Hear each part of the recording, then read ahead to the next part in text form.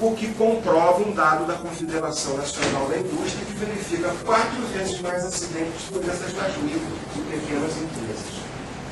Sem falar que esses acidentes acontecem em gráfico de aranha exatamente nessa faixa etária,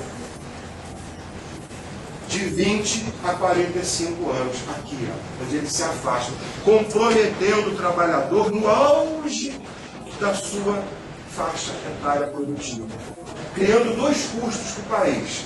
Primeiro, que você perde massa produtiva. Segundo, que ele deixa de produzir e vai para onde? Para a Seguridade Social.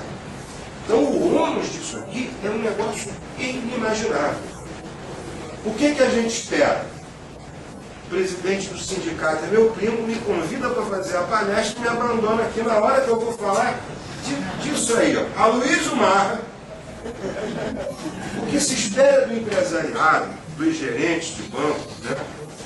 Uma maior responsabilidade civil e social, que de fato tenham conscientização da importância de criar um mecanismo. Eu sei que não há tempo, tendo que atender a meta que o diretor estabeleceu, de estar cuidando lá do ressalto, do ar, mas cria alguém, cria um BEICAT, coloca um designado pela CIPA, dá poder o cara.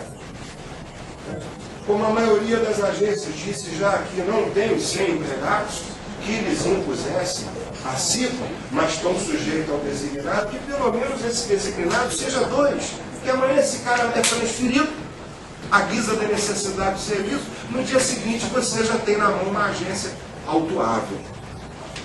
Quem paga o curso é igual, gente, para um paga para 2. Pagaria para todo mundo, mas como eu não posso pedir ao banco que faça isso. E dos sindicatos, Aloysio Marra, o que a gente espera é uma maior colaboração na vigilância epidemiológica, o que o sindicato de Teresópolis tem feito, através de uma assistência assídua, né, e o desenvolvimento de campanhas educativas. Isso é muito importante.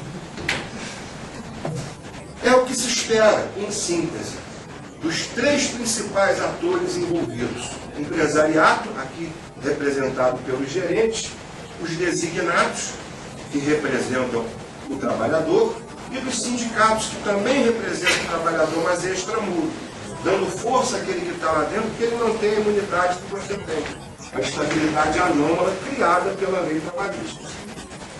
Anômala porque é um nome legal, entendeu? Que eu estou usando. É o CIPER, é o acidentário e o liberado para sindicato. As principais ações sindicais dos sindicatos têm sido essas aqui. A mais importante delas, através de boletins. Vamos lembrar aqui, finalizando essa palestra, que a emenda constitucional número 20, ela direcionou o enfoque para o lado mais preventivo. Antigamente, a legislação brasileira era muito remunerativa. A preocupação era remunerar o risco, monetarizar o risco. Hoje não. Hoje o foco, o vetor do ordenamento jurídico constitucional é a prevenção. Isso também é uma coisa muito importante para, principalmente, os senhores gerentes e chefes que aqui houve. O direito brasileiro, ele herdou no modelo italiano e francês a teoria da responsabilidade, dividida em 2 vertentes, a chamada subjetiva e a chamada objetiva. A subjetiva diz respeito a toda aquela lesão e dano que, para você lograr êxito, você tinha que provar. Depois passamos às apresentações. No meio intervalo, que eu já estou terminando. Seja bem-vindo, pode sentar lá. Seja bem-vindo. Só para eu não perder o gás. Vamos lá. Chega para cá. Tem 2 cavaleiros, tem mais 2 lugares ali, Luiz. Olha lá. Olha só. A teoria da responsabilidade, isso é um detalhe muito importante, principalmente para os senhores gerentes, os jurídicos que aqui certamente conhecem bem isso. Ela tinha 2 braços, o da subjetividade e o da objetividade. Qual é a diferença? A responsabilidade subjetiva é aquela que impunha a mim, na condição de lesado, física ou patrimonialmente, a obrigação de provar que o lesador teve culpa. Sem isso, eu não lograva êxito no juízo. A objetiva é aquela que dispensava a mim a obrigatoriedade de provar como exemplo, o patrão concorreu com culpa.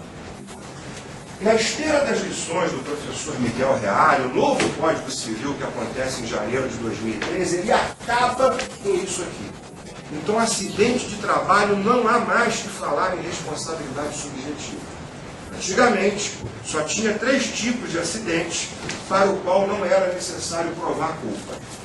O acidente com derramamento nuclear, o crime contra o meio ambiente, porque assim definidos na Constituição, e o acidente de natureza coletiva, que acometia muitos trabalhadores, porque o jurista, o julgador, entendeu que o próprio fenômeno coletivo era a prova cabal de que houve uma situação irregular no ambiente. Esses eram objetivos. Todo o resto era subjetivo. Equivale a dizer, o trabalhador tinha que sofrer, se acidentar, adoecer e ainda adentrar uma via crucis dos anais da República Cartorial e Forense Brasileira para fazer valer o seu direito. Hoje não mais.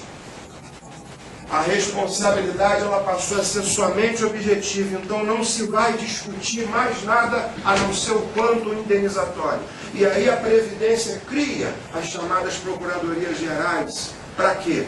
Não discute. O trabalhador caiu do andaime, morreu, o bancário lesou, o INSS assume.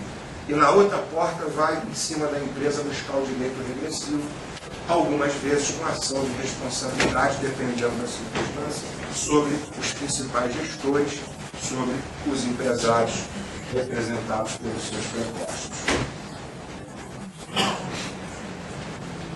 Com essa consciência que a gente vai conseguir modificar essa realidade que hoje custa 2,2% do PIB brasileiro. Ou seja, imagine, a fração é pequena, mas eu estou falando de toda a riqueza que o país produz. Essa é a definição do PIB. É o que se gasta com acidentes de trabalho no Brasil. Do contrário, em não fazendo isso, nós vamos continuar com a epidemia e produzindo as vítimas da produtividade. Como essa senhora aí, incapacitada para o trabalho depois de apenas 11 anos como bancária. Antes ela não era bancária. Isso a despeito de todas as cartilhas distribuídas. Não basta a cartilha, não basta o PPRA estar na gaveta do gerente para quando o fiscal chegar, está aqui. O ambiente tem que estar saneado. O posto de trabalho tem que estar ajustado às características biopsicofisiológicas do trabalhador. Isso é economia. Sem isso, a gente não vai conseguir mudar essa realidade. Se nós perdermos a memória do que eu estou dizendo para vocês aqui, seremos uma memória vazia e o resultado vai ser esse. Centenas de bancários lesionados protestando em frente à superintendência da Previdência Social. E, como eu sei que a maioria dos gerentes ou são de fora de Teresópolis e, portanto, quando chegam aqui, passam por essa paisagem, e os que são daqui, costumeiramente têm dia sede fazer cursos, também revivificam essa paisagem, eu escolhi essa para terminar. A imagem bonita, né? Uma imagem aérea, feita pelo Corpo de Aeronáutica, mostrando o dedo de Deus. O sujeito chega ali, vê um dedo apontando para o céu e fazer essa reflexão, quando ele vir tomar posse como gerente aqui em cima. Porque o trabalho deve ser sempre encarado como um meio de vida, e não como meio de morte ou adoecimento. Essa palestra é especialmente dedicada a vocês, companheiros do sindicato, dos estabelecimentos bancários de Teresópolis, nessa luta diária, né, contra os males que afligem o trabalhador brasileiro. Então, em nome da nossa coordenadora, a doutora Cláudia, em meu nome, em nome da instituição que eu represento, meu abraço, meu carinho, meu muito obrigado.